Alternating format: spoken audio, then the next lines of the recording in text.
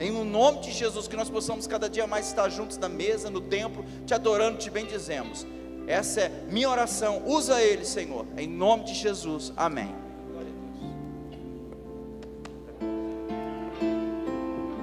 Aleluia, louvado seja o nome do Senhor. Bom dia, paz do Senhor. Está aqui comigo meu filho, João Pedro, meu primogênito. Ficou em casa lá um pouquinho cansadinha, com dor de cabeça, minha esposa Ana e minha filha Ana. Ana Raquel e Ana Luísa, tá? Sou o pastor Duda, estou ali em Cambé. Londrina é vizinha nossa lá, né? Nós estamos lá abençoando aquela cidade, logo ali do nosso lado, tá bom? E eu estou aqui como um amigo essa manhã. O pastor Ulisses queria muito ter vindo, até ontem ele ainda tinha expectativa de vir, né? Tá inviável descer de lá para cá e vice-versa. Eu também tinha intenção de ir para esse café, abortei o projeto, né? Muita chuva naquela região. Todos devem ter visto o noticiário, né? Os barrancos que cederam.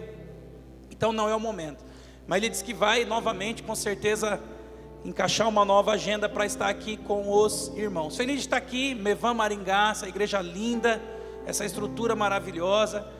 Eu amo igreja, querido. Eu amo Jesus, mas eu amo igreja. Minha mãe, ela num banco com aspecto um pouco de depressão, ela recebeu, não era nem um folheto, era um boletim de igreja. Alguns irmãos aqui, se for de origem presbiteriana, vai saber o que é um boletim de igreja. A igreja presbiteriana tem um boletim onde tem a liturgia do culto, uma devocional, alguns avisos.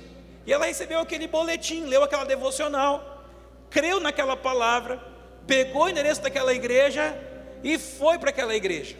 O problema é que aquela igreja era 6 quilômetros longe da nossa casa. E nós íamos a pé de manhã e voltava. Íamos a pé à noite e voltava.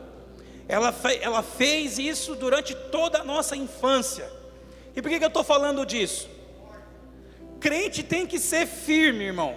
Eu não conheço a realidade da igreja aqui. Talvez essa mensagem não seria para vocês, talvez seria lá para Cambé. Mas crente tem que ser firme. Desde quando minha mãe aceitou a Cristo, eu não me lembro de um dia ela se virar para nós e dizer assim: nós não vamos à igreja hoje.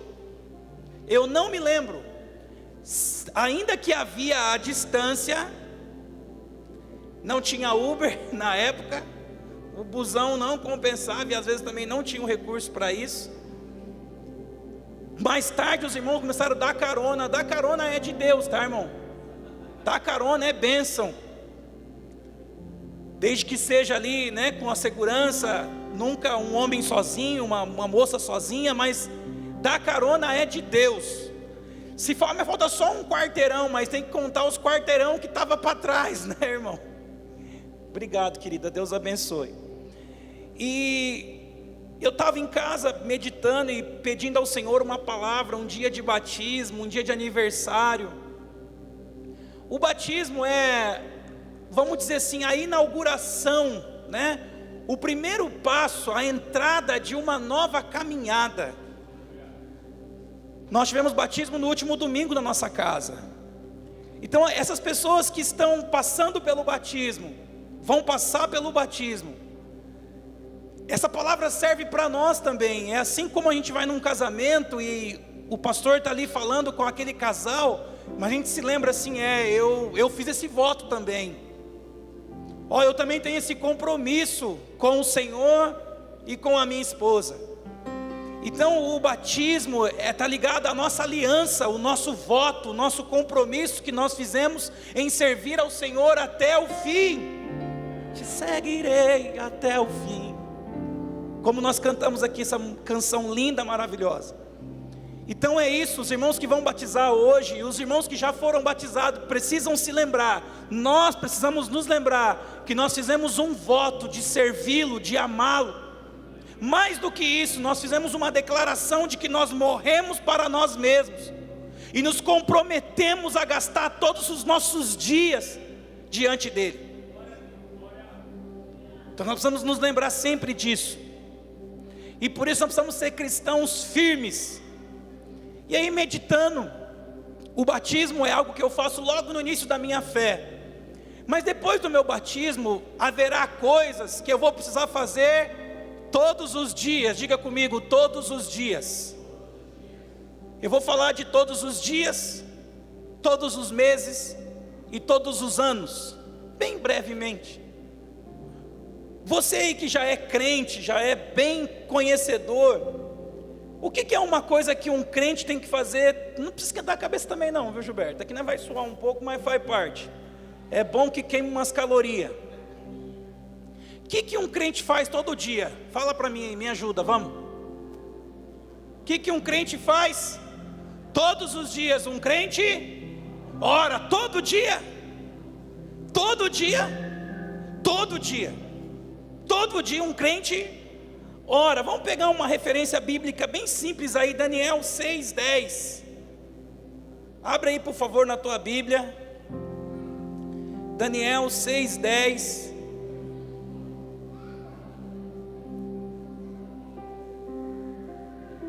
Está aqui um bom crente, está aqui um grande homem de Deus, que realizou, falei que não precisava, mas ficou bem melhor, tá?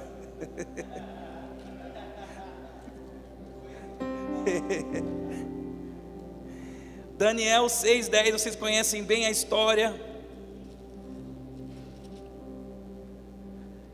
Daniel, pois, quando soube que a escritura estava assinada, entrou em sua casa e em cima no seu quarto, onde havia janelas abertas do lado de Jerusalém, 3 vezes por dia se punha de joelhos e orava e dava graças diante do seu Deus, como costumava fazer. Uma palavra que eu estou preparando, talvez ministre ela à noite lá em casa, e vai ser um pouco misto do que nós vamos falar aqui essa manhã. Talvez seja o título dela: a fé requer disciplina. A fé requer disciplina. Não é uma palavra de coach, não sou coach, não tenho nada contra, mas não sou. Dentro dos 5 ministérios, acredito que aonde eu mais contribuo é na vertente pastoral. Por isso que eu falo que eu gosto de igreja.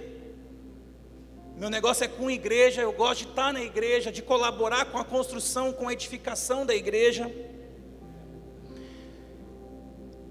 Mas a fé requer disciplina, porque senão eu penso que a fé são só coisas sobrenaturais, que a fé é só coisas que virão do céu, uma manifestação. E a fé requer disciplina. E como que eu disse que não é uma mensagem de coach, é porque é mais do que disciplina. A fé requer devoção. E a partir da devoção, vem dentro desse pacote esse quesito chamado disciplina. Na disciplina, querido, a disciplina determina o sim e o não para tudo. Se eu decido me disciplinar a respeito de algo, a disciplina vai determinar o que eu digo, para aquilo que eu digo sim e para aquilo que eu digo não. Quando Silas disse aqui, da forma como seu pai o ajudou, cumprindo o princípio, para cumprir princípio precisa de disciplina. E já aproveitando o gancho dele, uma coisa que um crente precisa fazer todos os dias é orar e ler a Bíblia. Todos os dias um cristão precisa orar, ler a Bíblia, se arrepender dos seus pecados, procurar ser uma pessoa melhor, tratar melhor as pessoas que estão ao seu redor. E tem uma coisa que um crente precisa fazer todos os meses. Quem se arrisca a dizer? Uma das coisas que um crente precisa fazer todos os meses. Ceia, falaram a ceia? A ceia. Na nossa cultura, no nosso costume, poderia ser todo dia, em alguns lugares é todo ano. Mas uma coisa que um crente faz todo mês é Tá, então vamos lá, já que vocês falaram da ceia. 1 Coríntios 11:23. E por que eu ceio todos os meses? É porque a gente tem memória curta, irmão. A gente esquece do amor de Jesus por nós, a gente esquece da misericórdia de Deus por nós, a gente tanto esquece da misericórdia de Deus por nós, que às vezes a gente quer deixar de ter misericórdia do nosso irmão. E o padrão de termos misericórdia com o outro é pelo fato de que foi exercido misericórdia comigo. Se a justiça de Deus para comigo foi misericórdia, é justo que eu também exerça misericórdia. Então por que eu tomo a ceia todo mês? Porque eu preciso. Na fé judaica existiam diversos dispositivos chamados de memoriais. Será por memorial, será por estatuto perpétuo. E quando seus filhos virem vocês fazendo isso, vocês testemunham de que nós fomos escravos no Egito e o Senhor nos tirou com mão forte. Então são memoriais, são coisas para nos trazer são coisas para trazer convicção sobre a nossa fé. Então 1 Coríntios 11, 23 diz assim: porque eu recebi do Senhor o que também vos entreguei, que o Senhor Jesus na noite que foi traído tomou o pão, e tendo dado graças o partiu e disse: este é o meu corpo que é dado por vós, fazei isto em memória.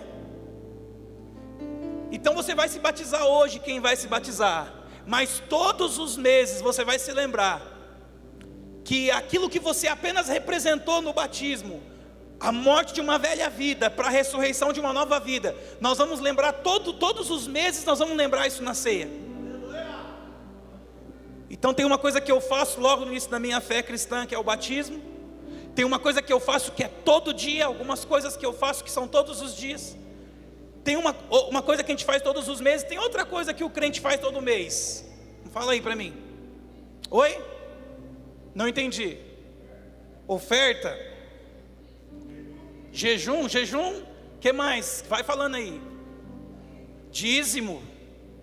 Todo mês, um crente que é assalariado mensalista, ele vai dizimar todo. Se for um fazendeiro que colhe de 3 em 3 meses, assim será conforme a sua renda.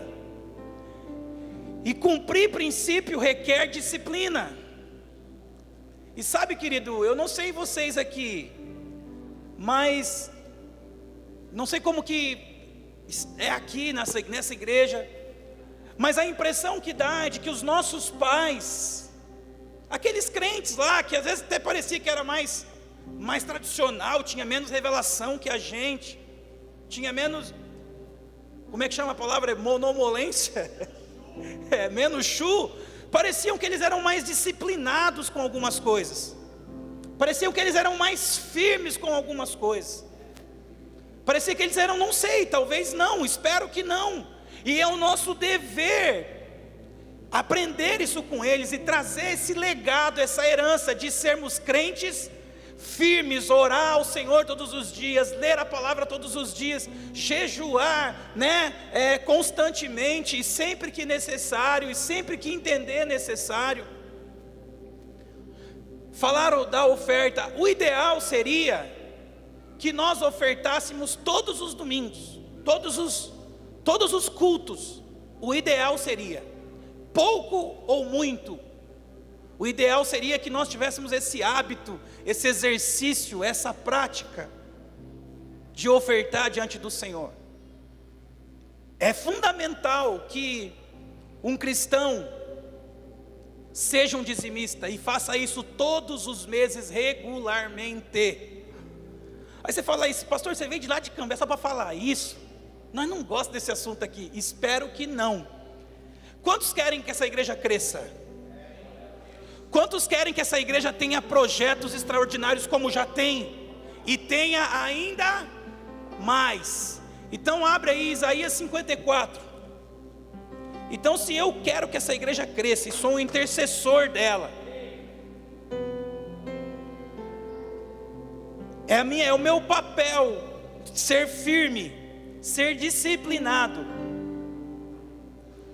Isaías 54 fala de crentes firmes, estacas firmes.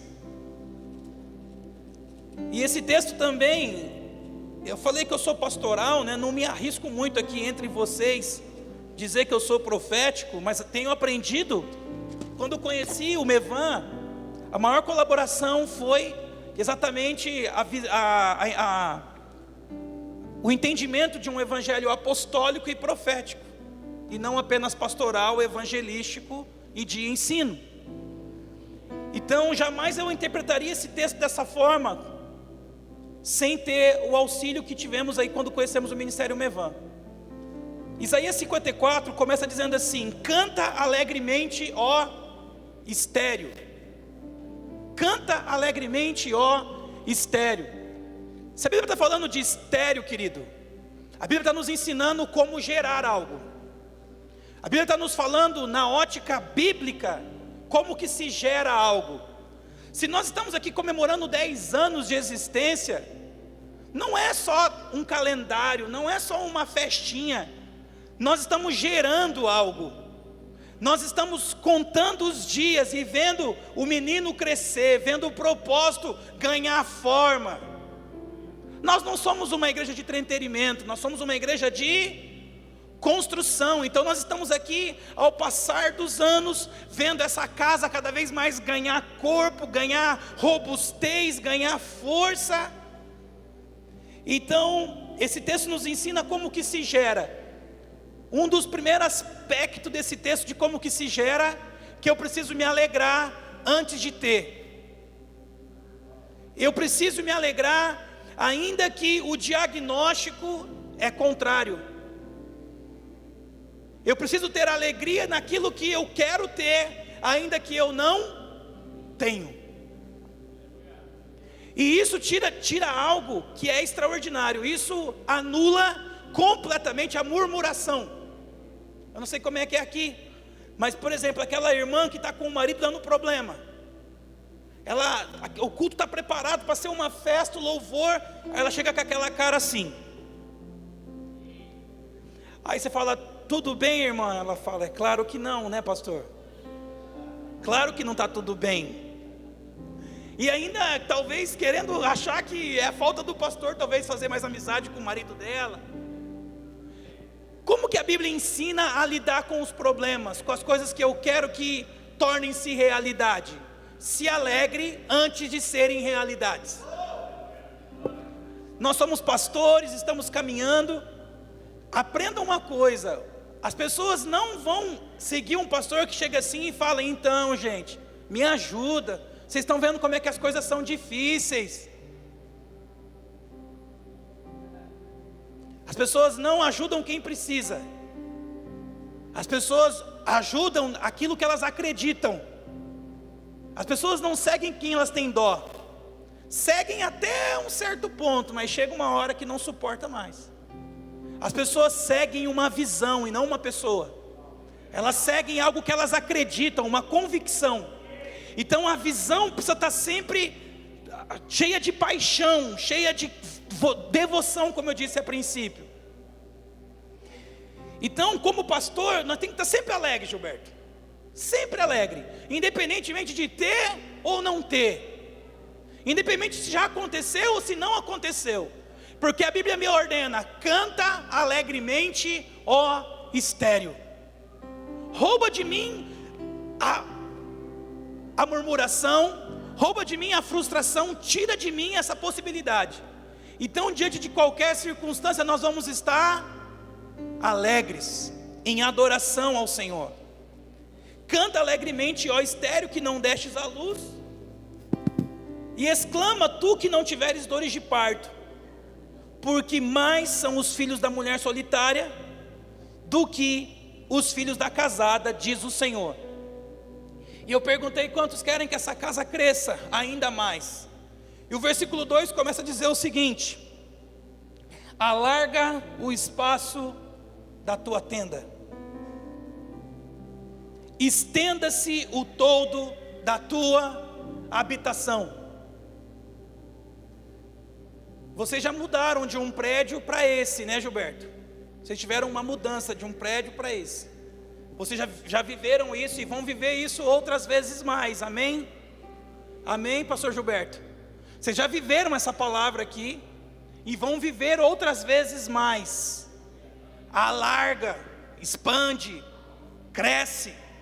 E eu costumo dizer que esses são os dias de rompimento, os dias de inauguração, os dias que você recebe a notícia: nós vamos mudar para um prédio maior, nós vamos colocar ar-condicionado. Esses são os dias de rompimento, de inauguração, são dias de alegria.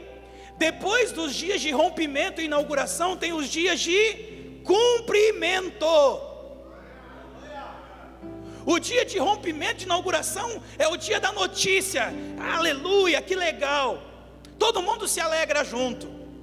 Mas depois dos dias de cumprimento, irmão, é quem ajuda a pagar a conta, é quem ajuda a segurar a corda esticada, que para estender a lona, como o texto diz aí, alarga a tenda, estende-se o todo da tua habitação, e não em peças, alonga as tuas cordas. Essa casa vai crescer, vai continuar crescendo, mas para ela crescer tem que ter alguém que segura as pontas. Tem que ter pessoas que seguram, que aguentam tensão, porque o que o texto está dizendo é que é para esticar as cordas. E para esticar a corda esticada, cadê o irmão do violão? Corda esticada. Um violão dá som sem estar esticado? Como é que chama o esticar da corda? Tensão. Então eu preciso ser um crente firme, que aguenta tensão. Já aconteceu do violão quebrar, tem violões que quebram o cavalete, ou a tarraxa lá em cima, porque não aguenta a hora que pega para afinar, não aguenta a tensão. Então, se você quer e é um intercessor para que essa casa cresça, você vai precisar ser uma estaca firme. Diga comigo: eu sou uma estaca firme. Pega seu violão aqui para mim, querido. Vem cá, rapidão. Olha como que isso é interessante. Até no violão, não sei como que é o formato do teu cavalete ali, mas no fundo, no final do cavalete, tem exatamente como o desenho de uma... Você que é luthier, eu não sei como é que é esse. Está sem cabo já, ainda bem. Olha aqui, traz aqui, por favor. Ergue para eles aqui. Essa bolinha aqui, que você só vê uma bolinha, ela parece um dente de cachorro, né? Um dente de um dente, parece um dente. É exatamente o formato de uma estaca, uma estaquinha pontiaguda. E o objetivo dessa estaca aqui é aguentar essa corda esticada. Se essa estaca decidir falar assim: estou cansada de ficar aqui, né? Eu queria ser o cara que me toca, né? O cara faz até umas jogadas assim. É o que acontece no corpo, irmão. Às vezes eu não estou feliz em ser aquilo que eu fui chamado para ser. Eu quero ser a tarraxa, eu quero ser qualquer outra coisa. Mas essa estaca tem um único objetivo: manter essa corda esticada. Obrigado, querido. Para as igrejas crescerem, e eu acredito, pastor Gilberto, em um avivamento de conversões. Se fosse pensar, poxa, que igrejão lindo, maravilhoso, mas para abrigar a multidão de pessoas que serão salvas até a vinda de Jesus, isso aqui vai ser suficiente? Eu acredito que até o dia da vinda de Jesus haverá um grande avivamento de salvação de almas, porque muitos julgam demorada a sua vinda, mas não, ele não demora, pelo contrário, antes ele é misericordioso, desejando que todos cheguem ao arrependimento e ao conhecimento do Evangelho. Então o que o Senhor está esperando para voltar? Nós pregarmos o Evangelho aos quatro cantos da terra, nós pregarmos o Evangelho de uma maneira viva, de uma maneira eficaz, para que as pessoas se rendam, sim, ocupem os templos e se tornem estacas firmes. Às vezes a pessoa vem para a igreja porque ela está passando por um problema. E ótimo, faça isso mesmo, perfeito. É o primeiro momento ali, onde você vai ser recebido, vai ser pastoreado, discipulado, vai chegar como um filho. Mas o objetivo é que você aprenda a ser pai. Como filho você chega, é nutrido, é alimentado, mas agora você está forte, está robusto. E agora você não tem mais a mentalidade de um consumidor, agora você é um provedor. Você não tem necessidade de um observador, você é um intercessor, um adorador. Você está para cooperar com o corpo, com a edificação, com a construção, com o crescimento. E eu e você, em nome de Jesus, vamos segurar a corda esticada. Quanto maior maturidade nossa como líderes, maior o crescimento. Quanto mais preparados, lembra da parábola dos talentos? Foi dado a cada um segundo a sua capacidade. A gente confunde a palavra capacidade com habilidade. Habilidade é fazer bem, capacidade é suportar até o fim. É o exemplo que você deu aqui. Por que quase estragou a piscina? Porque passou da capacidade. Então a gente às vezes quer ser habilidoso, e nem todos nós somos habilidosos em alguma área. O que nós precisamos ser é fiel, suportar até o fim. Então o texto fala que se a gente cumprir esses princípios, alargar o espaço, estender o toldo, não impedir por causa da nossa incredulidade, ou por causa do nosso limite humano, alongar as cordas e firmar bem as estacas, porque transbordarás para a direita e para a esquerda. A tua posteridade possuirá as nações e fará que se povoem as cidades assoladas. Querido, esse finalzinho aqui, o versículo 3, ele dá um link poderoso. Porque transbordarás para a direita e para a esquerda, a tua posteridade possuirá as nações. Todos nós temos o entendimento de que o nosso Deus é um Deus geracional. Eu tenho o entendimento que o que o Senhor tem para fazer durante a minha geração, Ele vai fazer. Eu só quero cooperar com isso. Eu não quero atrapalhar o que Ele está fazendo. Porque vai haver um tanto que eu vou poder avançar. Vai chegar uma hora que Ele vai falar assim, o teu limite é aí.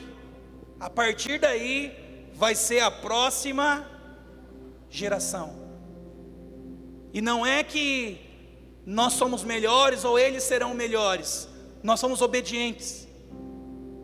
E Davi entendeu isso. Entendeu ou foi forçado a entender. Ele queria construir um templo. E o Senhor falou, você não vai construir um templo.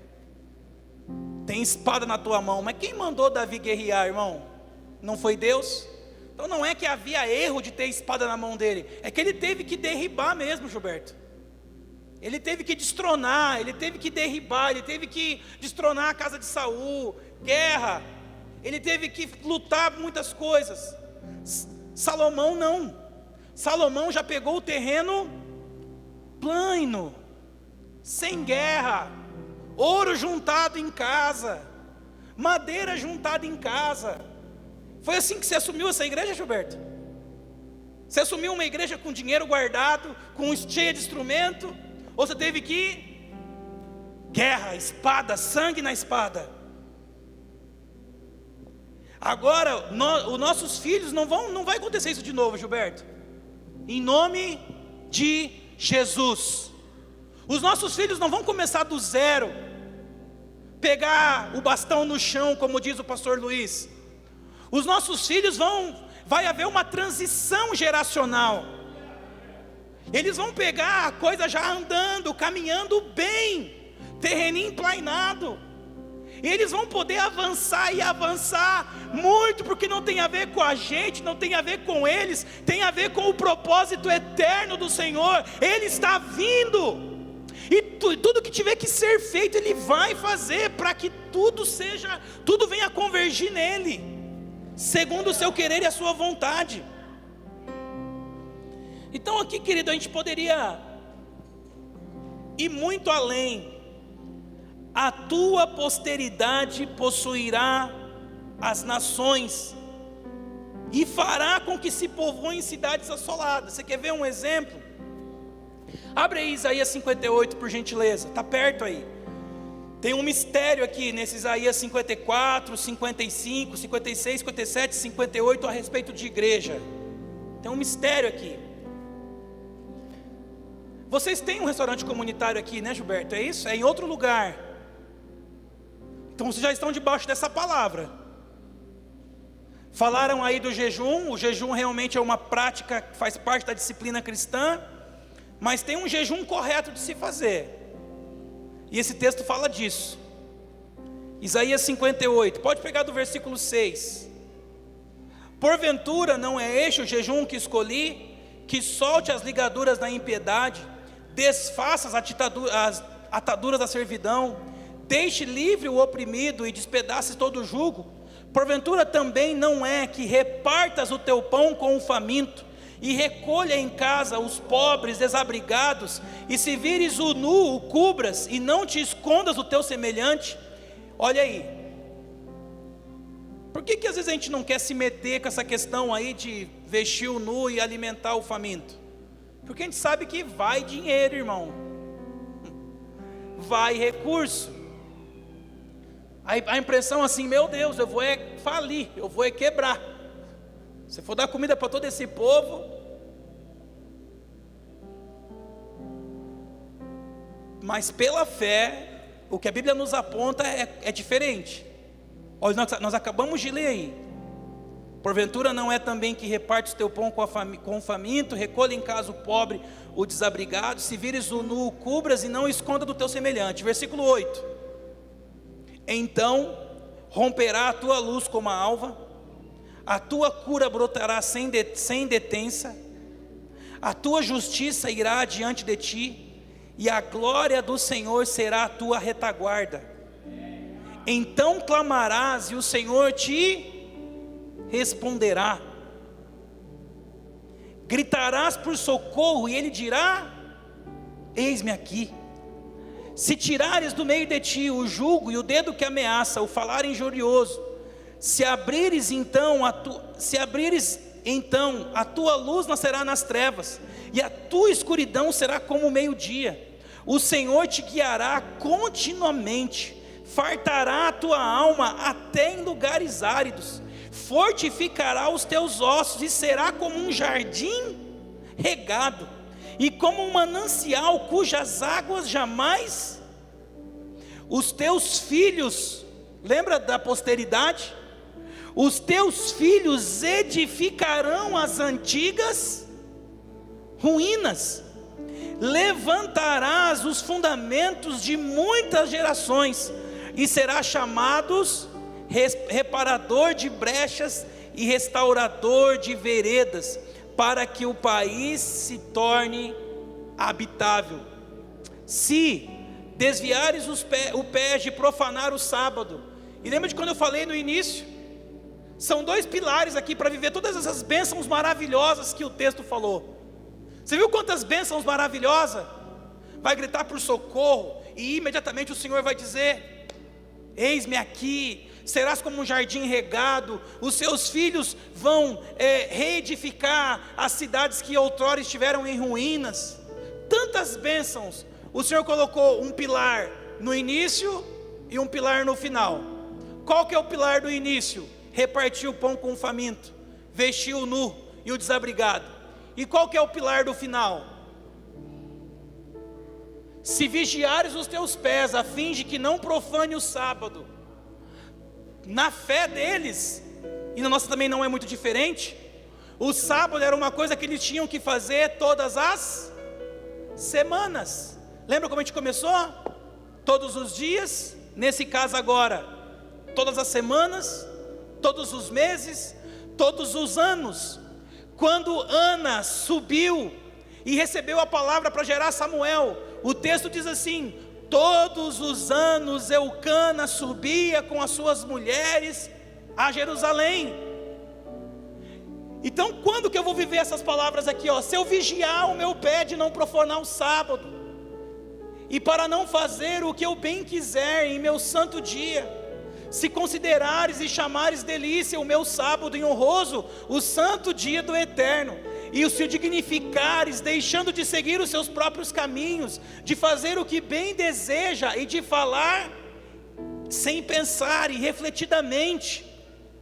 Versículo 14: então te deleitarás no Senhor, e eu te farei cavalgar sobre os altos da terra, e te sustentarei com a herança de Jacó, teu pai, porque a boca do Senhor o disse. Sobe aqui a equipe de louvor, por favor. Aproveitar aqui que vocês vão subir ainda. Abre um texto ali para mim, por favor. Gênesis 47, 7. Eu preciso entender isso, querido. Durante os meus dias, durante o tempo que eu estou vivendo, o Senhor está construindo algo. O Senhor está estabelecendo algo. E eu tenho que deixar de ser um pouco assim, vamos dizer assim, é um tipo de idolatria isso, é um egocentrismo. Querer que os meus objetivos sejam alcançados. E aqui longe de mim está falando isso a respeito de Jacó. Mas nesse texto aqui, querido, Gênesis 47, 7, depois você lê ele todo aí. Diz assim, trouxe José a Jacó seu pai e o apresentou a Faraó, e Jacó abençoou a Faraó. Até aqui tudo certo. José está apresentando Jacó para Faraó, e Jacó abençoou o Faraó. Depois Faraó faz uma pergunta para Jacó. Perguntou o Faraó a Jacó: quantos são os dias dos anos da sua vida? Uma pergunta simples: quantos anos você tem? Só que Jacó aqui vai demonstrar um pouco de amargura, um pouco de frustração, e vai responder da seguinte forma: Jacó lhe respondeu: os dias dos anos das minhas peregrinações são 130 anos, poucos e maus. Foram os dias dos anos da minha vida, e não chegaram aos dias dos anos da vida de meus pais, nos dias das suas peregrinações. Essa hora aqui, querido, é aquela hora que também a gente fala alguma bobagem, e Deus fala assim: bobinho, não sabe ele, que ele vai ser um pai geracional, e que a sua vida, a sua memória ficará guardada por todas as gerações. Talvez ele pense que a sua vida foi inútil. Talvez ele pense que a sua vida foi improdutiva. Talvez ele pense que produziu pouco, que não conseguiu realizar muito. E aí você já conhece um dos textos da minha vida. E eu ouvi o pastor Luiz pregando essa palavra. João 4, versículo 12. João 4, 12. O diálogo da mulher samaritana e Jesus. Aí você ouve Jacó frustrado, falando que não viveu tanto, não viveu bem. Aí você ouve uma pessoa falando a respeito da vida de Jacó. És tu, porventura, maior do que Jacó, o nosso pai, que nos deu o poço, do qual ele mesmo bebeu, e bem assim seus filhos e seu gado. Então sabe o que eu entendo, querido? Nós não somos pastores de igreja, pastor Gilberto. Nós somos cavadores de poços. Nós estamos gastando a nossa vida cavando poços. Eu não sei o que nós vamos conseguir conquistar, vamos dizer assim. Mas o nosso desejo é, depois de anos, pessoas poder falar assim: eu me converti naquela igreja lá. Aquela igreja lá, como é que chama teu pai, Silas? Celso. Eu converti lá na igreja do pastor Celso. Ele já foi para a eternidade. Hoje é seu filho que pastoreia. Eu me converti lá naquela igreja que tinha um pastor Gilberto. Ele também já foi para a eternidade. Mas vai demorar, né, Gilberto? Você está entendendo o que eu estou dizendo? não tem a ver conosco, querido. Não tem a ver com os nossos objetivos, desejos, planos, não. Tem a ver com o seu propósito eterno, e nós queremos colaborar para isso. Fica de pé comigo, por favor. Eu queria te convidar a orar. Se você quiser vir aqui à frente, se você quiser ficar no seu lugar, fique à vontade. Eu queria, se você pudesse ser aquela te seguirei até o fim. Não sei o que vocês estão pensando aí. Eu queria que você, se você quisesse, viesse aqui à frente e falasse assim: Senhor, aquilo que o Senhor quer expandir e estabelecer no seu reino, eu quero ser uma estaca firme para isso, Senhor. Eu não quero ser como o texto de Provérbios fala, que como o dente quebrado e o pé destroncado é a confiança no desleal. Eu quero ser uma pessoa confiável. Eu quero ser uma pessoa firme, fiel. Eu quero ser um intercessor nessa casa. Eu quero ser um daqueles que jamais vai se ausentar desses bancos para erguer as mãos em adoração a Ti. Eu quero ser, Senhor, um daqueles que jamais vai recolher as mãos no momento do socorro. Eis-me aqui, Senhor. Eis-me aqui, Senhor. Eu quero ser uma estaca firme, meu Deus, daquilo que o Senhor tem para estabelecer e expandir no seu reino. Eu vou suportar em fé, Senhor. Eu vou suportar as tensões do dia. Eu vou suportar as tensões da vida, entendendo que não tem a ver comigo, mas tem a ver com o Teu propósito, e tem a ver com as próximas gerações, Senhor. Sim, Senhor, em nome de Jesus, os nossos filhos não pegarão os bastões no chão. Os nossos filhos vão viver tudo que nós lemos aqui. Será como um jardim regado. Eles vão reconstruir ruínas, ó Pai. Eles vão viver todas as promessas que nós hoje estamos gerando no Senhor. Sim, continue falando com Ele, querido. Se comprometa com Ele, com a sua obra. Se comprometa com Ele, diga: Senhor, eu quero Te buscar todos os dias da minha vida. Eu vou Te buscar em oração.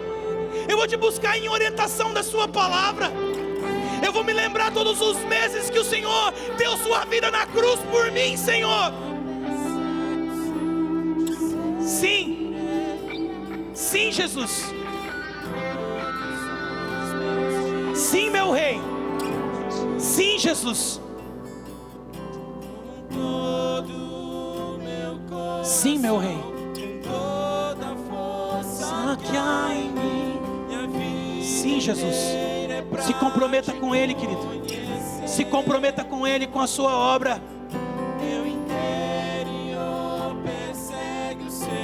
Te seguirei até o fim. Todos os meus dias são pra Ti. Te seguirei. Te seguirei até o fim. Te seguirei até o fim. O crescimento e expansão do reino precisa de homens e mulheres comprometidos em servi-lo até o fim, em permanecerem firmes até o fim, em serem fiéis até o fim. Diga: da minha vida. Da minha vida só tenho o Senhor, outro igual não há. Dono de tudo que existe, dono do meu coração. Declare isso, querido. Toda força que há em minha vida. Aleluia. Meu interior persegue o seu. Te seguirei até o fim. Todos os meus dias são pra Ti. Te seguirei até o fim.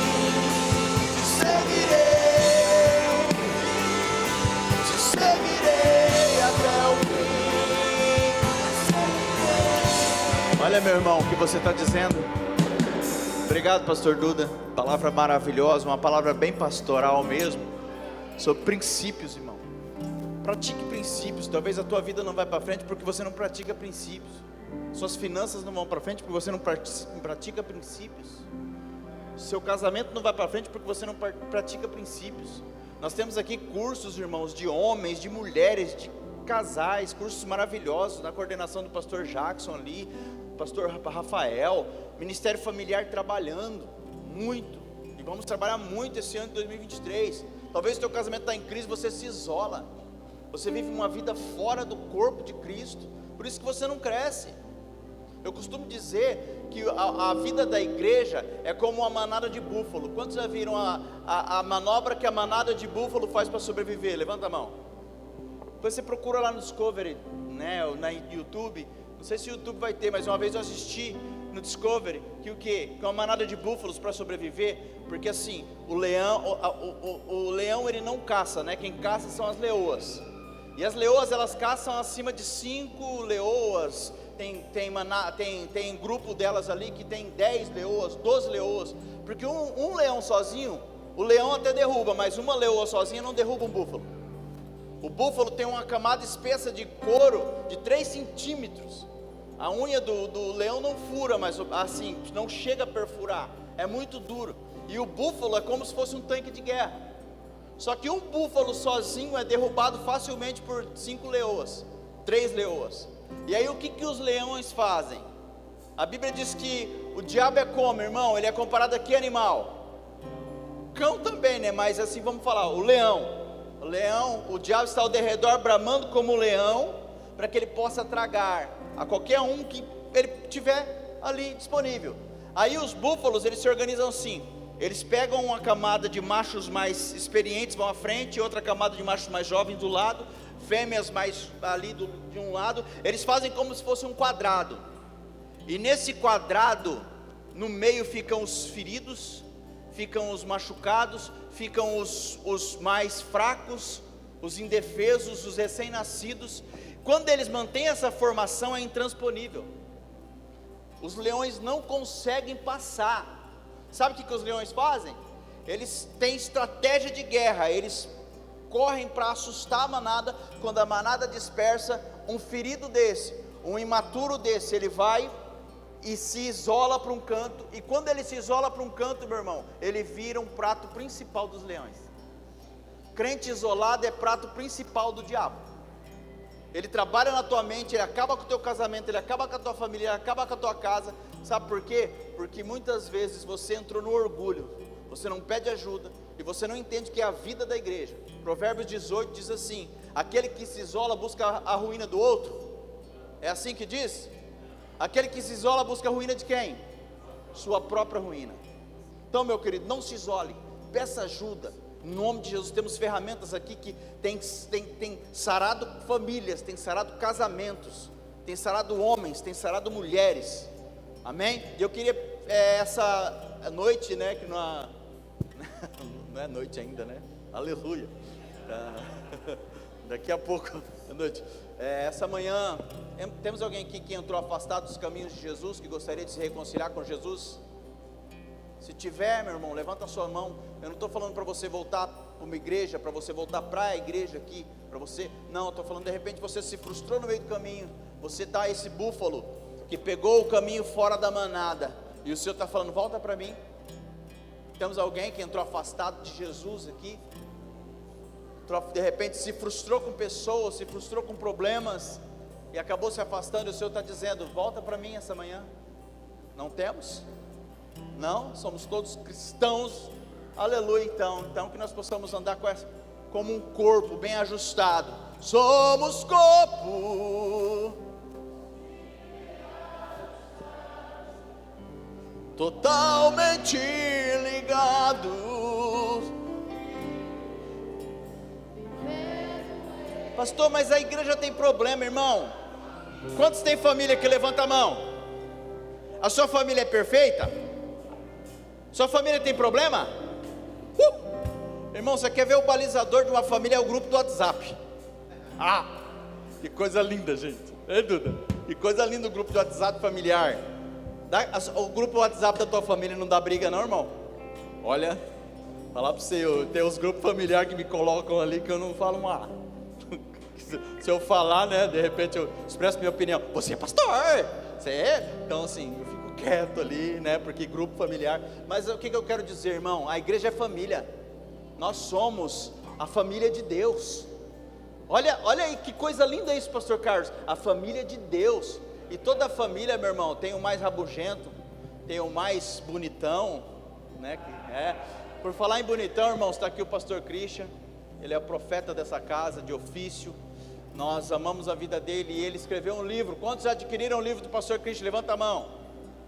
O livro do pastor Christian em PDF, procure, é muito bom.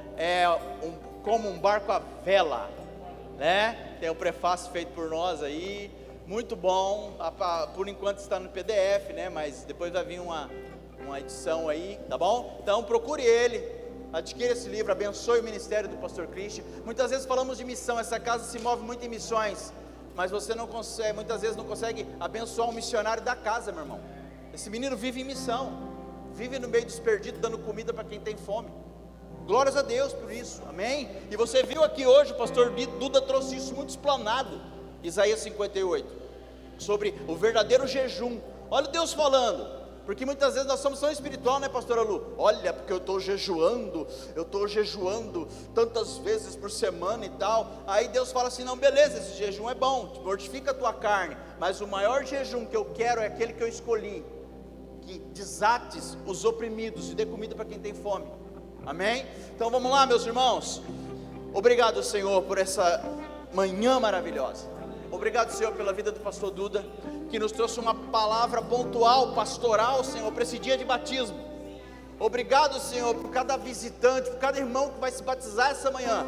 Estamos em festa, Senhor, não comemorando o nascimento da igreja, não, mas o nascimento dessa casa, Mevão Maringá, aqui em Maringá. Uma casa que tem, Senhor, sido ferramenta, Senhor, ferramenta do Teu reino, Senhor, que nós possamos ter muitos e muitos mais batismos, conversões em massa, Pai, para que nós possamos, assim como o pastor Duda disse, cooperar para aquilo que o Senhor está fazendo.